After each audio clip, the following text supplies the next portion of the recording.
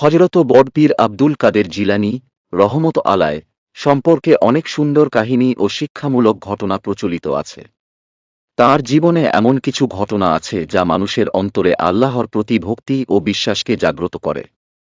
একবার হযরত আব্দুল কাদের জিলানী রহমত আলায় দাজলা নদীর পাড় দিয়ে হাঁটছিলেন।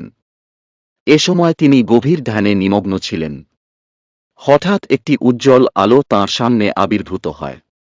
সেই আলো থেকে একটি কণ্ঠস্বর ভেসে এল, হে আব্দুল কাদের, আমি তোমার প্রভু। আমি তোমার জন্য যাবতীয় হারাম জিনিসকে হালাল করে দিয়েছি।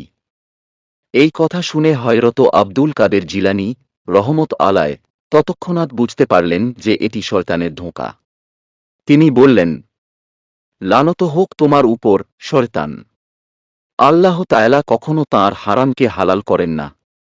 তখন সেই আলো ম্লান হয়ে গেল এবং শয়তান নিজেকে প্রকাশ করে বলল, হে আব্দুল কাদের, তোমার জ্ঞানের কারণেই আমি তোমাকে ফাঁদে ফেলতে পারলাম না। অনেক আলেম ওলামাকে আমি এভাবে ধোঁকা দিয়ে পথভ্রষ্ট করেছি।